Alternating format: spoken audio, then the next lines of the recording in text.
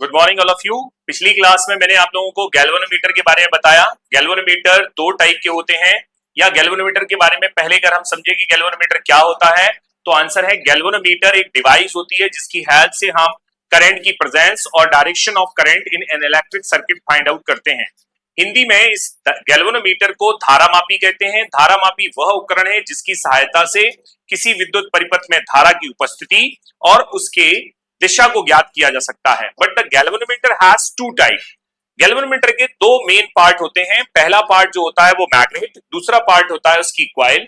कुछ गैल्वेनोमीटर में coil motion में रहती है, मैग्नेट रेस्ट में रहती है। कुछ गैल्वेनोमीटर में मैग्नेट मोशन में रहती है, क्वाइल रेस्ट में रहती है। तो जिस गैल्वेनोमीटर में मूविंग मैग्नेट होती है उसे मूविंग मैग्नेट गैल्वेनोमीटर, जिसमें क्वाइल मोशन में होती है उसे मूविंग क्वाइल गैल्वेनोमीटर कहते हैं।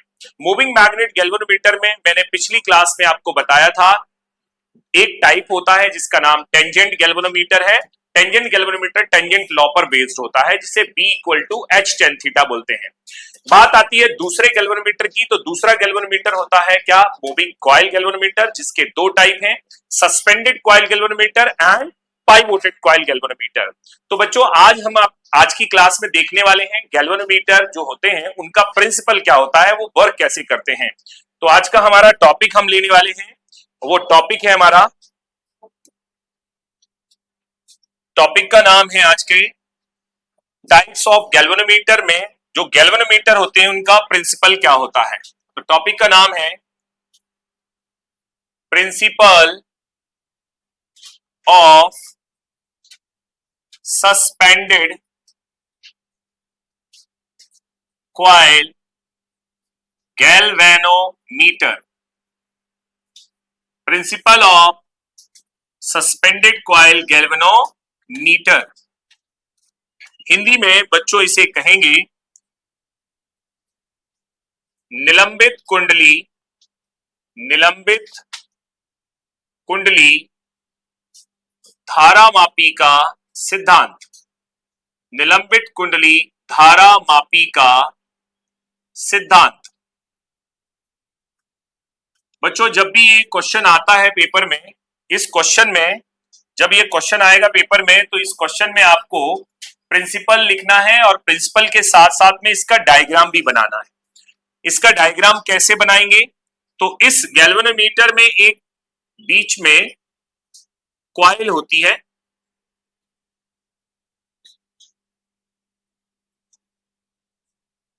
इसमें एक क्वाइल होगी इस तरीके से, और इस क्वाइल के अंदर में एक रखा रहता है सिलेंडर, या फिर इसको सॉफ्ट आयरन कोर कहते हैं। और इस सॉफ्ट आयरन कोर को रखने के पीछे एक रीजन है जो रीजनिंग क्वेश्चन में पूछा जाता है। इस क्वाइल के दो एंड्स हैं, एक ये ऊपर वाला एंड है और एक नीचे वाला एंड है। इन दोनों एंड से कनेक्शन होता है स्प्रिंग का और एक वायर का। बच्चों यहां पर एक वायर है जिसकी हेल्प से इस क्वाइल को ऐसे सस्पेंडेड किया गया है। नीचे यहां पर लगी होती है एक क्या, स्प्रिंग, जो ऐसे कनेक्टेड होती है। यहां मैंने एक सरफेस बना लिया और इस तरीके से ये स्प्रिंग यहां पर कनेक्टेड है। यहां पर बच्चों एक लगा रहता है टर्मिनल, इस टर्मिनल से ये स्प्रिंग कनेक्टेड होती है इस तरीके से। अब इसके दोनों तरफ लगी होती है क्या, मैग्नेट, ऐसे।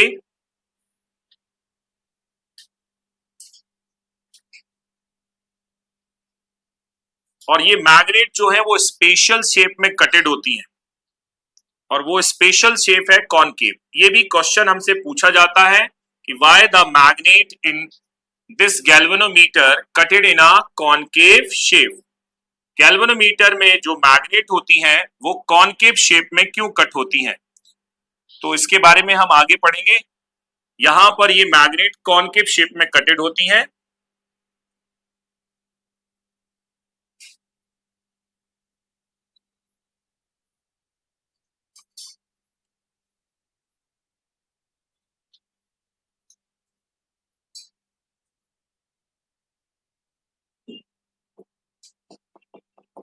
दो पोल्स ऑफ मैग्नेट बन जाते हैं। ये पोल हो गया, एक पोल को हम N बोलेंगे और एक पोल को हम S बोलेंगे। तो इस पोल को हम N और इस पोल को हम S बोलते हैं। यहां पर एक जो सस्पेंशन वायर होता है, अगर हम सस्पेंशन वायर को यूं ऐसे लगा दें तो इसके बीच में एक लगा रहता है मिरर, यहां पर लगा रहेगा एक मिरर।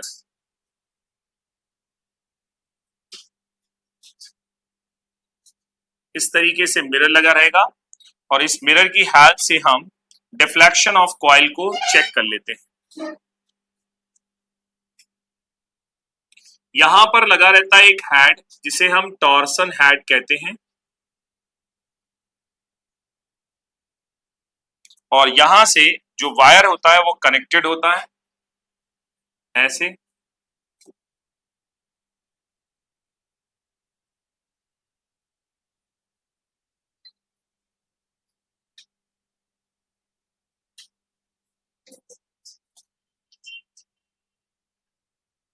और ये वायर कनेक्टेड होता है एक टर्मिनल से। यहां पर एक टर्मिनल बना देते हैं, ये टर्मिनल है। तो पहला वाला टर्मिनल फर्स्ट है, दूसरा वाला टर्मिनल सेकंड है।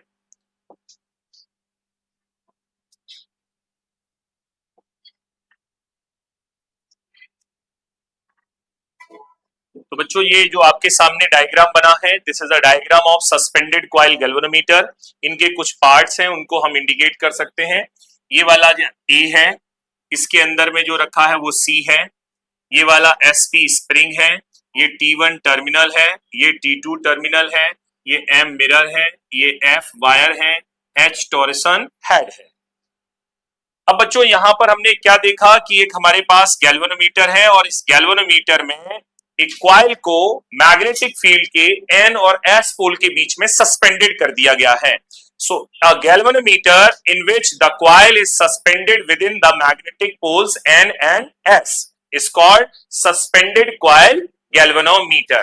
ऐसा धारा मापी जिसमें कुंडली को ध्रुव खंडों N और S के बीच में एक तार की सहायता से लटका दिया जाता है, उसे हम निलंबित कुंडली धारा मापी कहते हैं। ओके, हमें इसका बताना क्या है? तो आंसर है हमें इसका बताना है प्रिंसिपल। तो हम यहां हेडिंग डालेंगे क्या? प्रिंसिपल। प्रिंसिपल ऑफ गैल्वेनोमीटर होता क्या है? तो इसमें थोड़ा सा थ्योरिकल पोर्शन है। इस थ्योरिकल पोर्शन को यदि आप समझ जाओगे तो बिल्कुल आपको बात समझ में आ जाएगी। बच्चों हमने पिछली क्लासों में पढ़ा था टॉर्क के बारे में। जब कोई कॉइल को किसी मैग्नेटिक फील्ड में रखते हैं तो उस पर क्या लगने लगता है? टॉर्क। तो हमने कहा कि when a coil placed in a magnetic field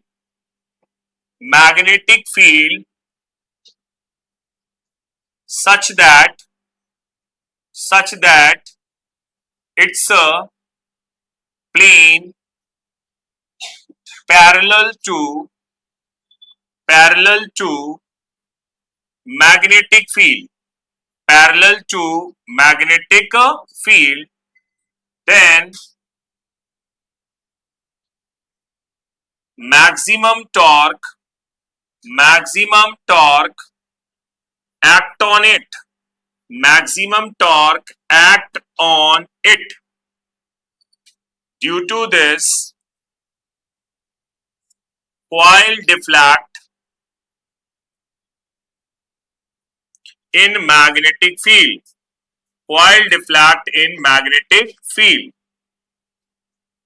so this torque is called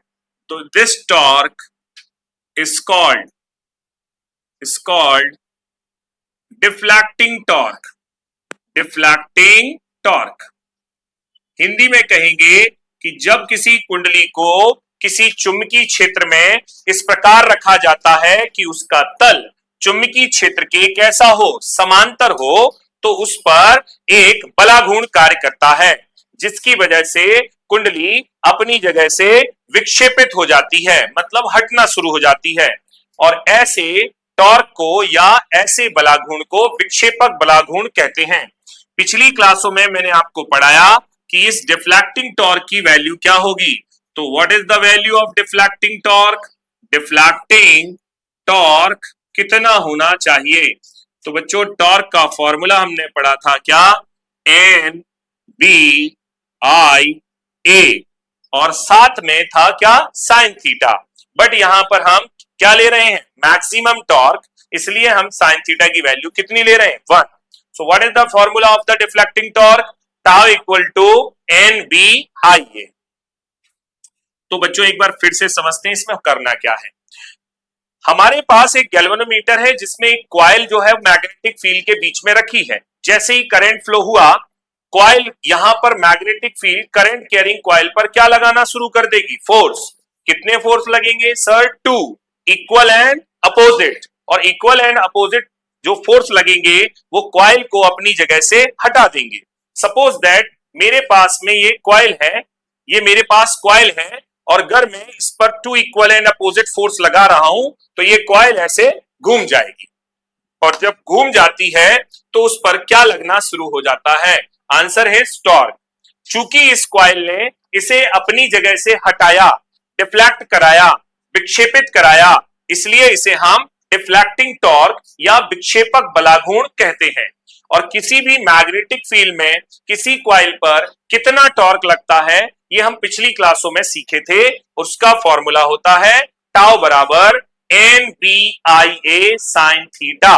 but sine theta में हमें कौन सा टॉर्क लेना है? तो मैक्सिमम टॉर्क, और मैक्सिमम टॉर्क की वैल्यू होती है टाउ बराबर एन बी आई ए। पहली बात तो ये समझिए।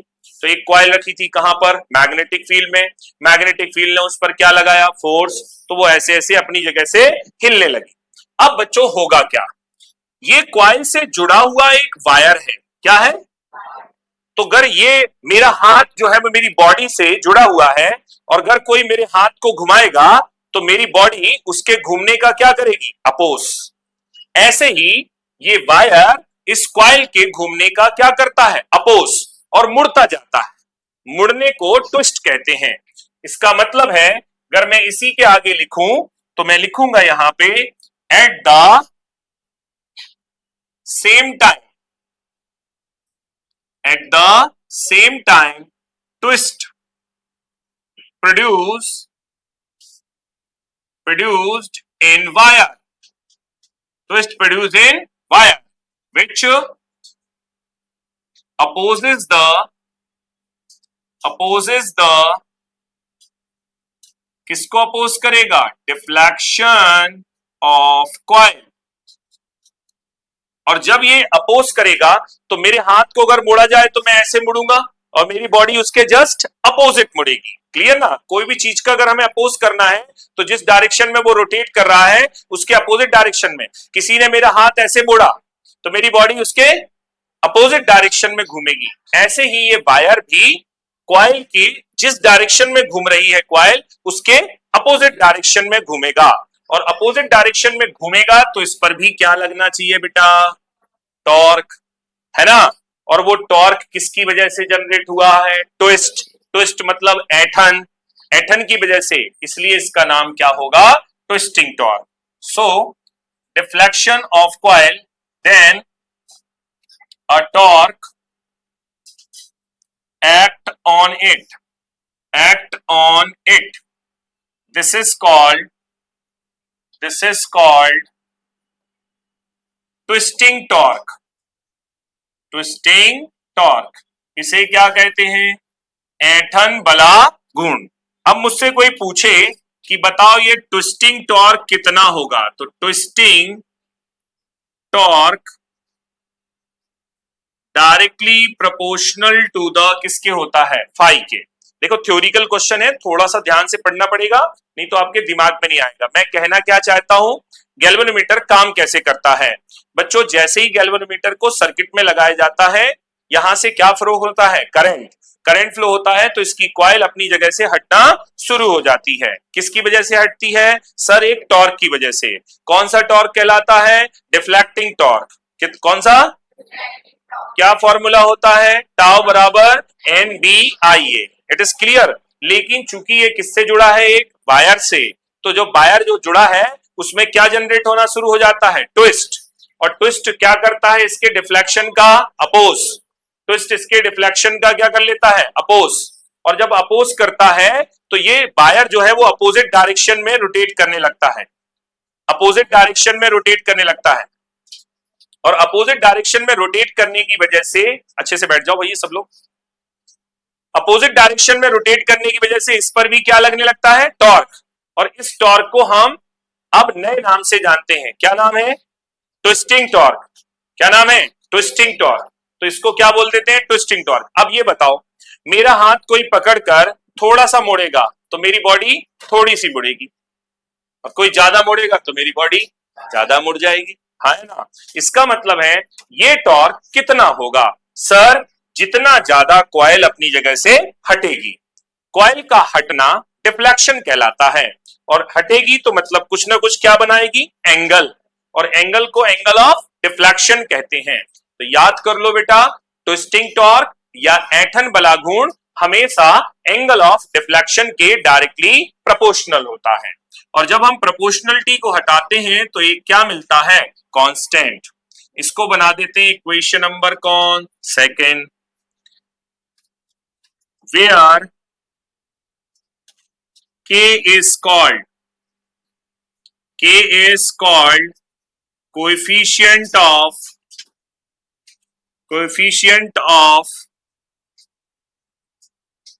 rigidity, जहां पर K को कोफिशिएंट ऑफ रिजिडिटी हिंदी में कहेंगे तो दृढ़ता गुणांक कहते हैं, ठीक है। अब मैं एक बार फिर से यहां तक आता हूं जहां तक मैंने समझा दिया है, एक बार फिर से थोड़ा सा बताने की कोशिश कर रहा हूं, और शायद आपके दिमाग में वो बात समझ में आ जाए मैंने क्या बताया है। तो अभी मैं आपको बता रहा हूं प्रिंसिपल ऑफ किसका, सस्पेंडेड कॉइल गैल्वेनोमीटर का। सबसे पहले प्रिंसिपल समझने के लिए आपको क्या समझना पड़ेगा, तो आंसर है प्रिंसिपल समझने के लिए आपको सबसे पहले क्या समझना पड़ेगा, इसका डायग्राम। क्या होता है सस्पेंडेड कॉइल गैल्वेनोमीटर, तो डेफिनेशन कहती है कि suspended coil galvanometer is a type of moving coil galvanometer. यह एक प्रकार का चल कुंडली धारा मापी होता है। सस्पेंडेड क्यों कहा गया, because in this galvanometer the coil is suspended within magnetic poles with the help of a suspension wire. इसमें एक कुंडली को निलंबन तार की सहायता से ध्रुव खंडों N तथा S के बीच में लटका दिया जाता है। That's why it is called suspended coil galvanometer। इसीलिए इसे हम निलंबित कुंडली धारामापी कहते हैं। इतनी बात समझ में आई। इसके बाद बात करते हैं कि इसमें क्या क्या पार्ट होते हैं। तो बच्चों इसमें एक कॉइल होती है, इस कॉइल के दोनों एंड्स में एक एंड पर स्प्रिंग, दूसरे एंड पर एक सस्पेंशन वायर लगा रहता है जो कि एक स्पेशल मटेरियल से बना रहता है। इसका नाम है फॉस्फर ब्रोंच। क्या नाम है, फॉस्फर ब्रोंच। अगर आपने 11th क्लास में इलास्टिसिटी वाला चैप्टर पढ़ा है तो आपको पढ़ाया गया होगा या पढ़ा होगा आप लोगों ने कि हमारे यूनिवर्स में कोई भी परफेक्टली इलास्टिक मटेरियल नहीं होता, 100% कोई इलास्टिक नहीं होता, बट दो मटेरियल ऐसे हैं जिन्हें प्रैक्टिकल पर्पस के लिए हम परफेक्टली इलास्टिक मान सकते हैं, और उनका नाम है क्वार्ट्ज और फॉस्फर ब्रोंच।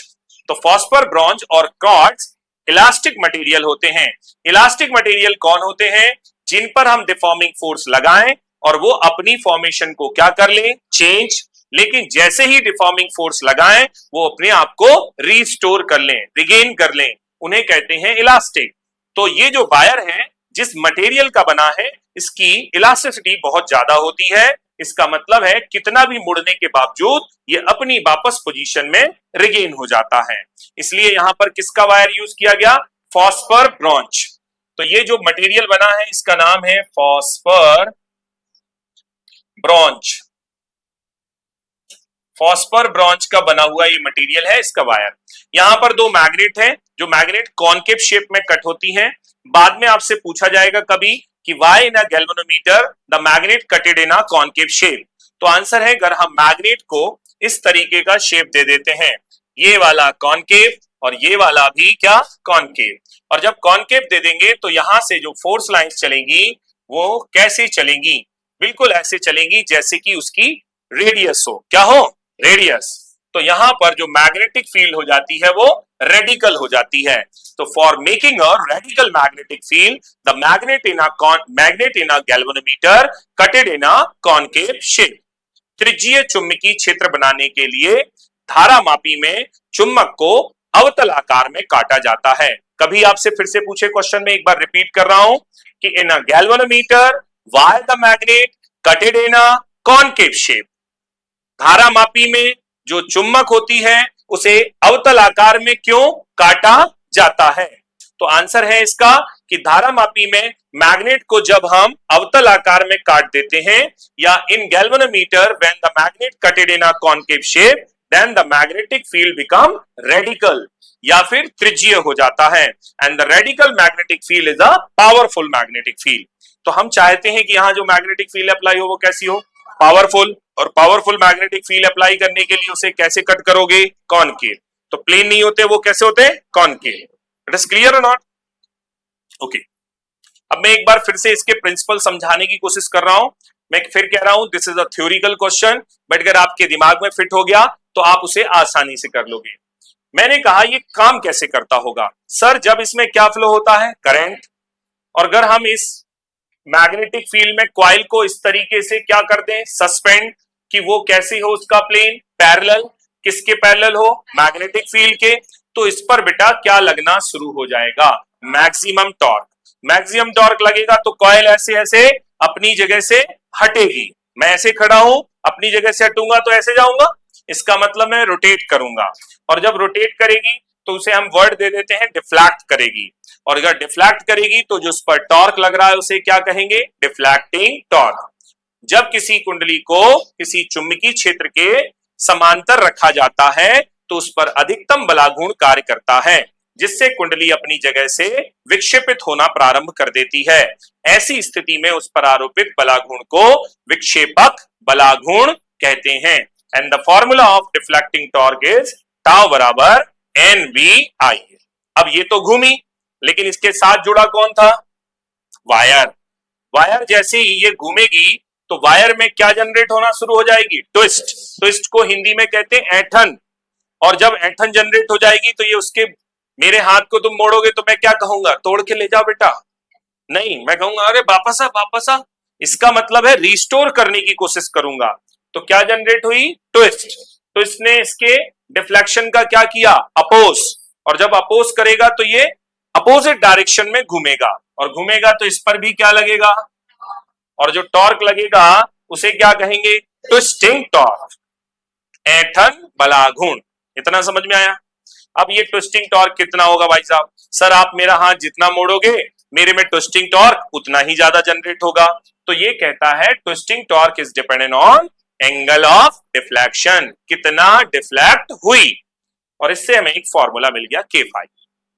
अब बात करते हैं, अगर आपने घरों में मम्मी के साथ कभी काम कराया है तो आपने एक चीज देखी होगी, या कभी कपड़े धोने का काम किया है तो कपड़े धोने समय मम्मी अगर चादर को पानी से, चादर में से पानी निकालना चाहती है तो आपसे कह देती होगी कि बेटा पकड़ लो उस तरफ, और दोनों तरफ पकड़ के घुमाने को कह देती है, जिससे उससे क्या निकल जाए? पानी। आप लोगों ने किया है ऐसा कभी? हाँ, तो थोड़ा जल्दी समझ में आ जाएगा। तो उस तरफ मम्मी ने पकड़ा, इस तरफ हमने पकड़ा, और मम्मी ने घुमाना शुरू किया और हमने भी उसी डायरेक्शन में घुमाना शुरू किया, तो फिर मम्मी क्या बोलती? अरे बेटा इस तरफ नहीं, दूसरी तरफ घुमाओ, क्योंकि पानी निकालने के लिए हमें दूसरी तरफ मोड़ना पड़ेगा। तो एक टॉर्क मम्मा लगा रही हैं, एक टॉर्क हम लगा रहे हैं, और दोनों अपोजिट डायरेक्शन में घुमाते जा रहे हैं। धीरे धीरे चादर का क्या निकलता जा रहा है? पानी। लेकिन एक टाइम ऐसा आता है कि हम ऐसे मुड़ जाते हैं, मम्मा का हाथ भी ऐसे मुड़ जाता है, फिर हम और घुमाने की कोशिश करते हैं तो मदर हमारी कहती है कि अब मत घुमाओ क्योंकि अब नहीं घूमेगा। इसका मीनिंग है कि जब दो अपोजिट डायरेक्शन में टॉर्क लगे तो एक कंडीशन ऐसी आती है जब दोनों के टॉर्क कैसे हो जाते हैं? बराबर। और उस कंडीशन को कहते हैं बैलेंसिंग कंडीशन। तो कौन सी कंडीशन आ जाएगी बच्चों? इन कौन सी? Balancing condition. बैलेंसिंग कंडीशन कहती है कि जितने भी टॉर्क इस पर लग रहे हैं दोनों क्या हो जाएंगे? बराबर। कौन कौन से टॉर्क लगे थे? डिफ्लेक्टिंग कौन? टॉर्क। दूसरा कौन? Twisting torque. दोनों बराबर हो जाएंगे। सरल है बहुत, लेकिन थोड़ा सा समझना है दिमाग से। दोनों क्या हो गए? बराबर। तो इस डिफ्लेक्टिंग टॉर्क का फॉर्मूला क्या बताया था? NBIA। इसका क्या बताया था? K phi. किसका फॉर्मूला निकालेंगे हम? I का। I बराबर वॉट? K फाई अपॉन में कौन? NBA। किसका फॉर्मूला आ गया बेटा ये? I is what? करंट। तो this is a formula of current flow through galvanometer. बच्चों इसमें अगर ध्यान से आप कुछ देख रहे हो तो वो ये है कि इसमें कुछ टर्म्स कांस्टेंट है। तो यहां लिख सकते हैं वेयर K अपॉन NBA। बच्चों K तो कांस्टेंट है ही, N भी कांस्टेंट है, B भी कांस्टेंट है और A भी कांस्टेंट है। तो ये सारे कांस्टेंट हैं, तो इसे क्या मान लेते हैं? G। G को क्या कहते हैं? Galvanometer constant. गैल्वेनोमीटर। बच्चों आपको याद हो तो मैंने सेकंड यूनिट में बताया था कि किसी भी बॉडी में जो चीज क्या रहती है? कांस्टेंट, उसे उसका कहते हैं रेजिस्टेंस। तो G is what? Resistance of galvanometer. G को क्या बोलते हैं? Resistance of galvanometer. तो जब हम गैल्वेनोमीटर के क्वेश्चन करेंगे तो गैल्वेनोमीटर का क्या मानेंगे? रेजिस्टेंस, और उसे क्या बोलते हैं? G। यस और नो? तो G की यहाँ पे वैल्यू कितनी है? K upon NBA। और अगर मैं यहां ऐसा रख दूंगा तो बताओ यहाँ पे क्या आ जाएगा? I बराबर G फाई आएगा। और जब हम इसे हटा देंगे तो क्या मिलेगा? I is directly proportional to the. अरे मिलेगा ना? कोई मुझे बता सकता है कि ये इक्वेशन क्या कहना चाहती है? अब से चिल्ला चिल्ला कर है? Angle of deflection. ये कहना चाहता है कि आई है तो फाई है, फाई है तो आई है, आई नहीं तो फाई नहीं, फाई नहीं तो आई नहीं। इसका मतलब है करंट आएगा, डिफ्लेक्शन होगा। करंट नहीं आएगा, डिफ्लेक्शन नहीं होगा। करंट ज्यादा आएगा, डिफ्लेक्शन ज्यादा होगा। करंट कम आएगा, डिफ्लेक्शन कम होगा। करंट नहीं आएगा, डिफ्लेक्शन नहीं होगा। यही तो कौन बोलता था? गैल्वेनोमीटर। गैल्वेनोमीटर क्या कहता है? तो हमने अगर डेफिनेशन ऑफ गैल्वेनोमीटर में जाएं तो galvanometer is a device which is used to determine the presence as well as direction of current. मतलब ये अगर किसी सर्किट में लगा दिया जाए तो ये हमें बताता है कि करंट आया या नहीं आया। और जो प्रिंसिपल अभी हमने सीखा 5 मिनट पहले, वो भी यही कह रहा है कि अगर करंट आएगा तो गैल्वेनोमीटर में डिफ्लेक्शन मिलेगा। ऐसा अगर हम गैल्वेनोमीटर बना लें कि इस तरीके से गैल्वेनोमीटर है और ये इसकी क्या है? कॉइल। यहां पर क्या लगी होती है? मैग्नेट। ये कौन सा पोल है? नॉर्थ। ये यहां पर कौन लगा होता है? पॉइंटर। यहां से अगर हमने सर्किट में इसे जोड़ा और अगर मान लो क्या आया? करंट, तो ये अपनी जगह से क्या होगा? डिफ्लेक्ट। अरे होगा। और यही डिफ्लेक्शन क्या कहलाएगा? फाई। तो ये कब होगा? जब कौन होगा? आई। और अगर आई की वैल्यू क्या होगी? 0, तो ये कोई डिफ्लेक्शन नहीं होगा। और यही तो किसका प्रिंसिपल है? गैल्वेनोमीटर का। अब एक बार जल्दी से समझ लो, आपको चूंकि पेपर में लिखना पड़ेगा तो पेपर में बच्चों लिखने के लिए इसे कैसे सीखेंगे? सबसे पहले क्या बनाना जरूरी है? डायग्राम। डायग्राम बनाने के बाद में आपको लिखना जरूरी है कि जब हम प्रिंसिपल की बात करते हैं तो बच्चों हम जब कॉइल को मैग्नेटिक फील्ड में रखेंगे तो मैग्नेटिक फील्ड उस पर एक टॉर्क लगाना शुरू कर देती है, जिसकी वजह से वो अपनी कॉइल को डिफ्लेक्ट कर देता है। जब वो कॉइल डिफ्लेक्ट होती है तो उसी टाइम पर जो फॉस्फर ब्रॉन्ज का वायर है जिसे हम सस्पेंशन वायर कहते हैं, उसमें भी क्या लगता है? टॉर्क। दोनों टॉर्क जब किस पोजीशन में पहुंच जाते हैं? बैलेंसिंग पोजीशन में। इसका मतलब है दोनों बराबर हो जाते हैं। तो ये हमारा पॉइंटर किसी एंगल पर आकर रुक जाता है। यस सुनो, जब ये रुक जाता है तो हमें इतना करंट मिलेगा और ये हमारे पास में क्या मिला? प्रिंसिपल। ये कहता है आई है तो फाई है, आई नहीं तो आई ज्यादा तो आई कम तो। समझ गए? And this is the principal of galvanometer. It is clear और नॉट? अब एक टॉपिक के बारे में और समझते हैं, फिर हम इसको नोट करने के लिए टाइम देंगे आपको। ओके बच्चों, इसके बाद में एक टॉपिक आता है जिसे कहते हैं sensitivity of galvanometer. Sensitivity of galvanometer को अगर हम हिंदी में कहें तो इसे कहा जाता है धारा मापी की सुग्राहिता।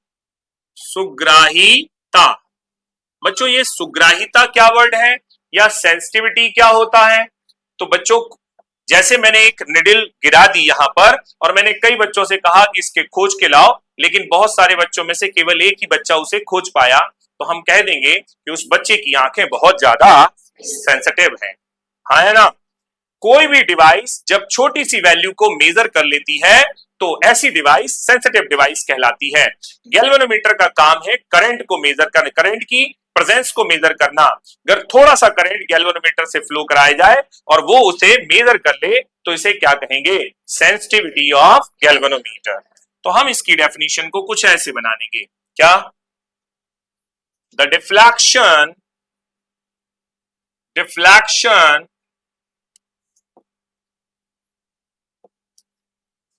the deflection produced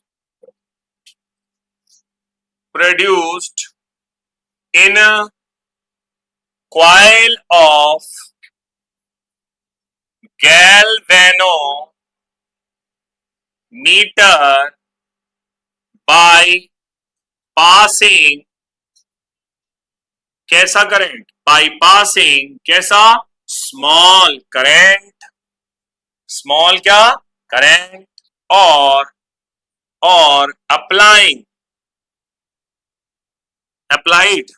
applied small voltage is called क्या बोलेंगे? Sensitivity of galvanometer. बहुत सिंपल सी डेफिनेशन है, अगर आप ध्यान से सुन रहे हो तो आपको समझ में आएगा। मैंने कहा कि एक गैल्वेनोमीटर से हम जब स्मॉल करंट अप्लाई करते हैं या स्मॉल वोल्टेज देते हैं तो उसकी कॉइल में क्या मिलता है? डिफ्लेक्शन। मतलब किसी धारा मापी की कुंडली में अल्प धारा देने पर या फिर अल्प वोल्टेज आरोपित करने पर जितना विक्षेप उत्पन्न होता है उसे ही धारा मापी की क्या कहते हैं? सुग्राहिता। अब यहां पर मैंने दो वर्ड यूज किए हैं बेटा। कौन कौन से वर्ड यूज किए हैं? एक तो स्मॉल वोल्टेज और एक हमने यूज किया है स्मॉल करंट। इसका मतलब है करंट देने पर अलग सेंसिटिविटी आती होगी और वोल्टेज देने पर, तो क्या लिखेंगे? There are two types of कौन? Sensitivity.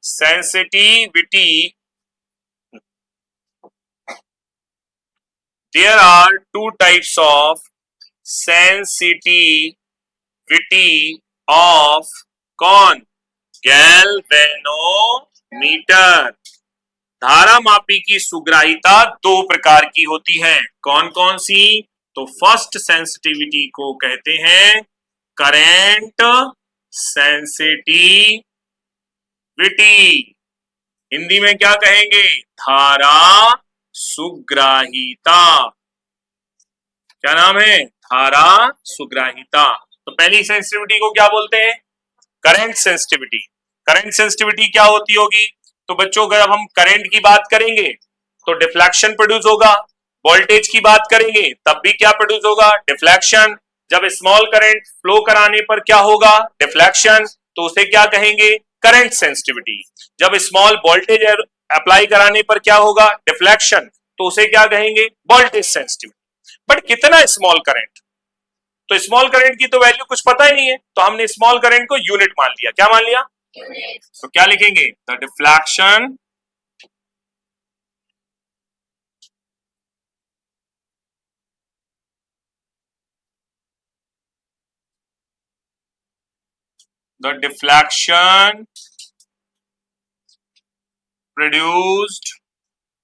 produced in coil of कौन? गैल्वेनोमीटर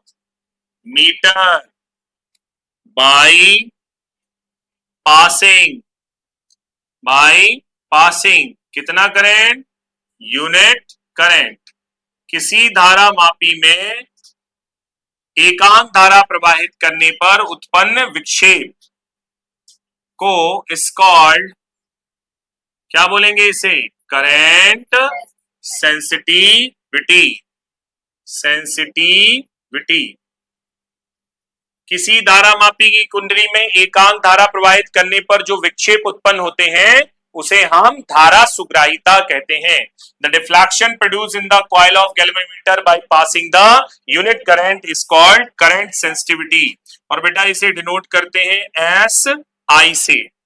एस बोले तो सेंसिटिविटी, आई बोले तो करंट। अब ये है क्या, तो अगर डेफिनेशन कहती है तो ये कहती है कि है क्या, डिफ्लेक्शन को क्या बोलते हैं बेटा, फाई। कितना करंट फ्लो कराने पर, किसी भी को यूनिट बनाना है तो कहां रख दो, डिनोमिनेटर में। तो यहां पर क्या रखा गया, आई। जब आई को डिनोमिनेटर में रख देंगे तो आई को क्या पढ़ेंगे, यूनिट। तो ये क्या लिखा है, यूनिट करंट। ये क्या लिखा है, डिफ्लेक्शन। यूनिट करंट फ्लो कराने पर क्या हो रहा है, डिफ्लेक्शन। इसे क्या कहते हैं, करंट सेंसिटिविटी। तो what is the formula of S I, S I equal to pi upon I. अच्छा बच्चों, अभी हम लोगों ने पिछले क्वेश्चन में आई का फॉर्मूला सीखा था। कितने बच्चों को याद हो गया वो फॉर्मूला, देखो मैं पलट के बताऊं। ये है, क्या फॉर्मूला सीखा था, गैल्वेनोमीटर से फ्लो होने वाले करंट का फॉर्मूला होता है I इक्वल टू के फाई अपॉन एन बी ए। अब जो क्वेश्चन हम कर रहे हैं, अगर इसमें I की वैल्यू वही रख दी जाए, क्या, के फाई अपॉन एन बी ए, तो हमें सेंसिटिविटी का प्रॉपर फॉर्मूला मिल जाएगा। What is this, S I, इसकी जगह पर कौन, फाई, इसकी जगह पर कौन, के फाई, अपॉन में कौन, एन बी ए, फाई से फाई। बताओ एस आई का फॉर्मूला क्या होता है, एन बी ए अपॉन के। बच्चों याद कर लो, ये बहुत छुपा हुआ क्वेश्चन है और ये सीबीएसई बोर्ड में, एमपी बोर्ड में, दोनों बोर्डों में पूछा गया है। नाम क्या है इसका, सेंसिटिविटी ऑफ गैल्वेनोमीटर। क्या होती है सेंसिटिविटी, एक बार समझते हैं, फिर हम दूसरी वोल्टेज सेंसिटिविटी की बात करेंगे। What is the sensitivity of galvanometer, answer कह रहा है the deflection produce in coil of galvanometer by small current और small voltage is called sensitivity. Hindi में क्या कहेंगे, किसी धारा मापी की कुंडली में अल्प धारा प्रवाहित करने पर या अल्प वोल्टेज आरोपित करने पर जितना विक्षेप उत्पन्न होता है उसे धारा मापी की सुग्राहिता कहते हैं। इसे एस से डिनोट करते हैं। आप चाहें तो यहां पे नोट भी कर सकते थे, it's denoted by capital S. Okay, but there are कितने टाइप की होती है sensitivity, two type. There are two types of sensitivity. First one is, what is the name, current sensitivity. Second one is what, voltage sensitivity. जिसको current sensitivity लिखना आ गया उसे voltage sensitivity 100% लिखना आ गया। कैसे, क्योंकि हमें तो भैया बोर्ड एग्जाम में लिखना है। लिखने के लिए आपको ये पता होना चाहिए कैसे लिखा जाएगा। केवल टॉपिक कंप्लीट करने से फायदा नहीं होगा, तो आपको लिखना कैसे मैं ये भी बता रहा हूं। तो इसमें क्या है, the deflection produce is called, Hindi में क्या कहेंगे, किसी धारा मापी की कुंडली में एकांक धारा प्रवाहित करने पर जितना विक्षेप उत्पन्न होता है उसे धारा मापी की धारा सुग्राहिता कहते हैं। और देखो इसका फॉर्मूला बनाते हैं। बेटा इसका न्यूमेरिकल अगर आ गया, बहुत सरल न्यूमेरिकल, कौन सा, क्या पता होगा, एन, क्या पता होगा, बी, क्या पता होगा, A. What is the N, N is a number of turn, B is a magnetic field, A is a area of, clear, और K is a coefficient of rigidity. चलो बताओ, मुझे सेंसिटिविटी बढ़ाना है, कैसे बढ़ाऊंगा, मुझे एक मेरे पास गैल्वेनोमीटर है उसकी सेंसिटिविटी बढ़ाना है, बताओ कैसे बढ़ाऊंगा। नंबर ऑफ टर्न्स बढ़ा दो, मैग्नेटिक फील्ड बढ़ा दो, एरिया बढ़ा दो, बट एक काम कम कर लो, कोफिशिएंट ऑफ रिजिडिटी को कम रख लो। रिजिडिटी मतलब कठोर। तो भैया इसीलिए कोई मुझसे पूछे कि ये बताओ आपने इस गैल्वेनोमीटर में सस्पेंशन वायर किसका लगाया? फॉस्फर ब्रॉन्ज का। क्यों लगाया? तो आपको कुछ समझ में आया क्यों लगाया? सर, फॉस्फर ब्रॉन्ज की रिजिडिटी कम होती है, इलास्टिसिटी समझ गए? इसकी वजह से गैल्वेनोमीटर की सेंसिटिविटी भी बढ़ जाती है, है ना?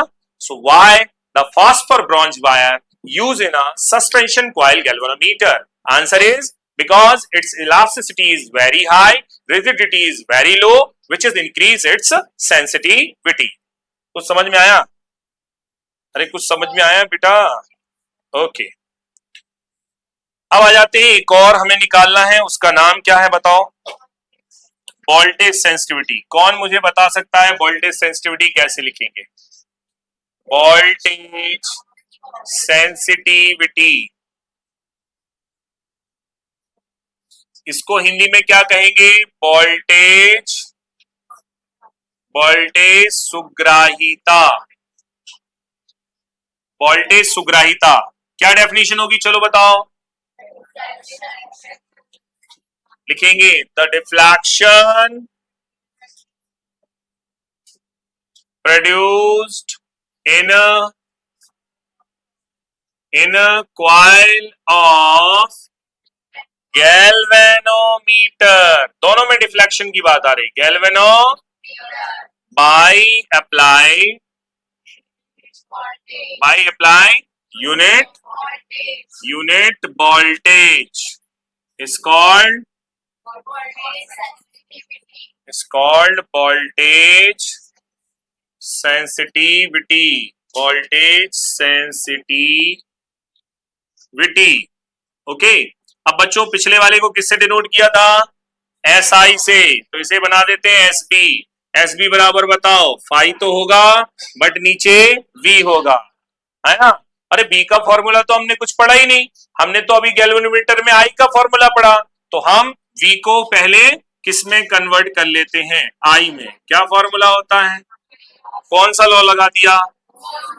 तो बच्चों बताओ क्या आ जाएगा? SB बराबर फाई अपॉन IR, और I का फॉर्मूला तो अभी पढ़ा था, किस किस को याद हो गया? चलो बताओ, A phi upon, very good, this is the answer. SB equal to phi upon K phi upon NBA multiply में कौन? फाई से phi. What is the formula of SB?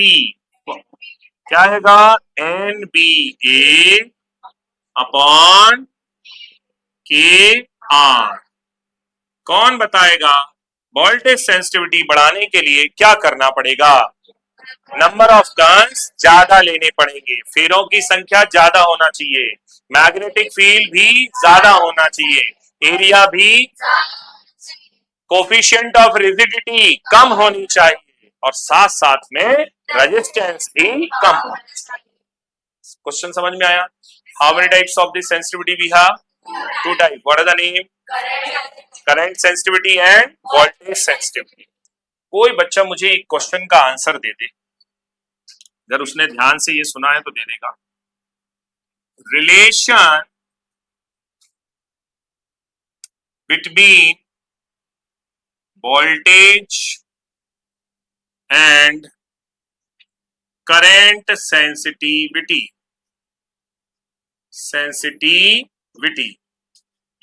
Voltage sensitivity या वोल्टेज सुग्राहिता एवं कौन सी धारा सॉरी सुग्राहिता में संबंध। चलो भाई, कौन बता सकता है कि व्हाट इज द रिलेशन? क्या रिलेशन होगा? कोई बताओ मुझे। पहले नंबर तो क्या याद होना चाहिए? फॉर्मूला। देखो ध्यान से, SI का फॉर्मूला अगर मैं बताऊं तो क्या होता है? NBA अपॉन K होता है। SB का फॉर्मूला क्या होता है? NBA अपॉन, सही है। SB में SI का क्या कर दो? डिवाइड। ऊपर में कौन?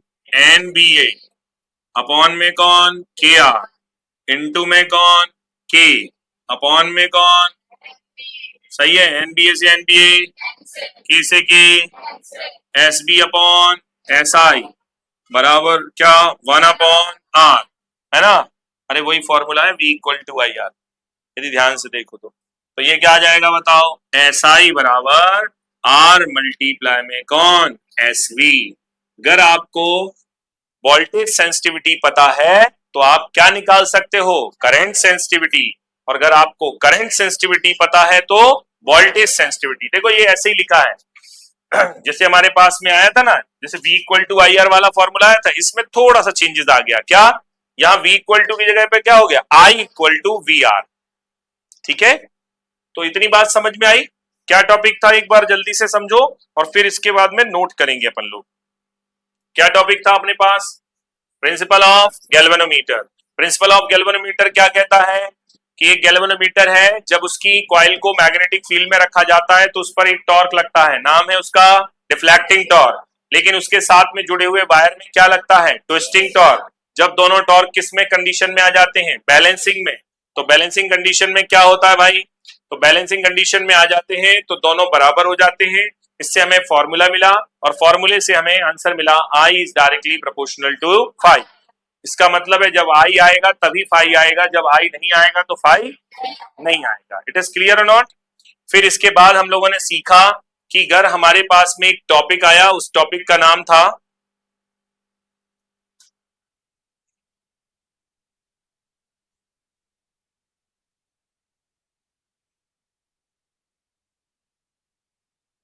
इस टॉपिक का नाम था क्या, सेंसिटिविटी। तो सेंसिटिविटी के बारे में हमने क्या पढ़ा, तो आंसर है सेंसिटिविटी क्या होती है, किसी भी धारा मापी में या किसी भी गैल्वेनोमीटर में जब हम करंट देते हैं या वोल्टेज अप्लाई करते हैं तो उसमें डिफ्लेक्शन मिलता है, लेकिन स्मॉल करंट और स्मॉल वोल्टेज देने पर जो डिफ्लेक्शन मिलता है उसे हम क्या कहेंगे, सेंसिटिविटी। अब ये दो टाइप की होंगी, पहले का नाम है क्या, करंट सेंसिटिविटी, और दूसरे का नाम हमने पढ़ा कौन सी, वोल्टेज सेंसिटिविटी। तो दो टाइप की सेंसिटिविटी समझ में आई सबको, है ना। तो आज हम लोगों ने सीखा गैल्वेनोमीटर का प्रिंसिपल, और गैल्वेनोमीटर के प्रिंसिपल के साथ में सीखा उसकी सेंसिटिविटी। बाकी का नेक्स्ट क्लास में सीखेंगे, इसको नोट कर लीजिए।